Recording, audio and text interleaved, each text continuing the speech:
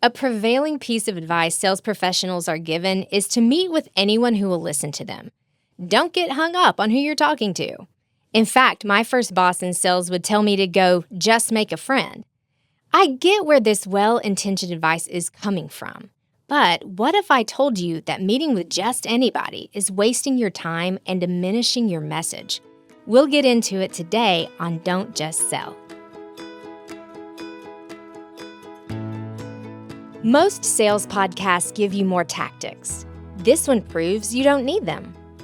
I'm Rebecca Kilday, and this is Don't Just Sell, the podcast where your sales career gets easier when you quit selling like you've been trained and start selling like yourself.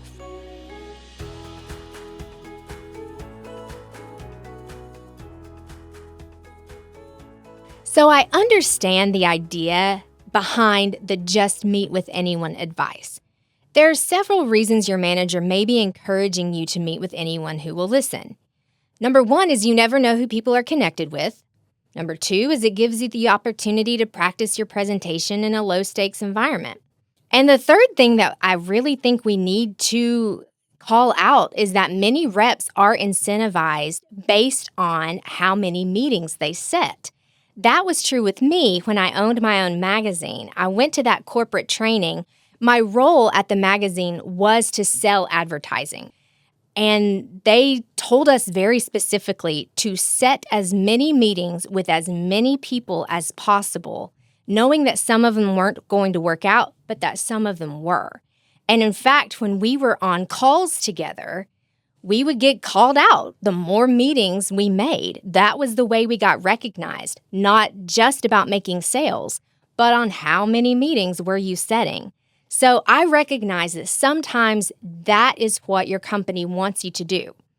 And I'm the type of person who does what I'm trained to do until I realize it just doesn't work for me.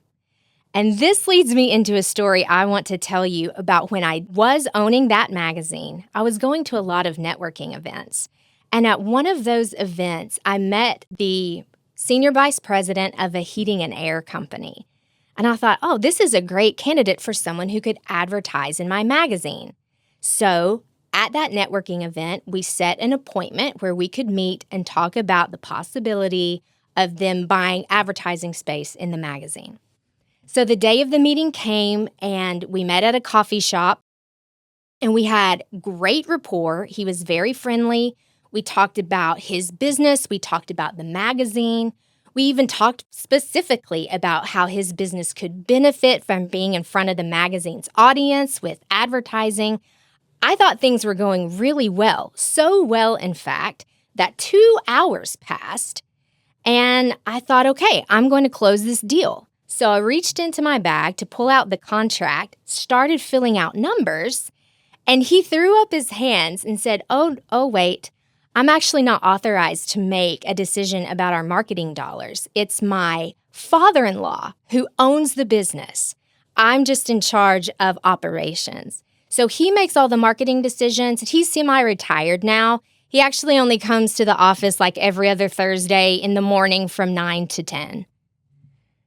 Are you kidding me? I couldn't believe I had just wasted all of that time. My time and his time was the problem. And I walked away from that, and I was very deep into my sales career at that time. I was not new. And I thought, I cannot believe that every now and then this still happens to me. So what I should have done is do a little more research after I met him at the networking event to see if I could figure out who really did make those decisions. But I didn't, and there I was with 2 hours sitting at a coffee shop completely wasted with someone that never bought advertising from me. And I think that really leads me to the real problem. Here's the problem I have with just meeting with anyone. Number one, it undermines your authority with the prospect. When you're talking to people who are making high-level financial decisions at a company, you need to position yourself on the same level. If you're meeting with just anyone, it looks like you're not important enough to meet with the people you're supposed to be meeting with. The second thing it does is it weakens your sales presentation. All of the time and effort that you put into practicing and curating and specifying that presentation, if it is not being listened to and heard by the right people, you've completely wasted all of that effort. And I don't want that to happen to you. Number 3 is it wastes everyone's time. If you're in a meeting with non-decision makers, you're wasting your time by giving your presentation, and you're wasting their time because they can't make a decision about what they're hearing anyway. Number 4, finally, this is an especially sticky point for women who are viewed as more social and friendly in general. And those are characteristics that are strengths and make you good salespeople. But you want to be sure to draw boundaries so that you're protecting your energy as well as your professionalism. So I learned a lot about how to get better at setting myself up to meet with decision makers and not with just anyone. And I got better at it the more I was in the situations where it was those front office people who were acting as gatekeepers. I learned that I needed to get past them to meet with the people who are actually making the decisions.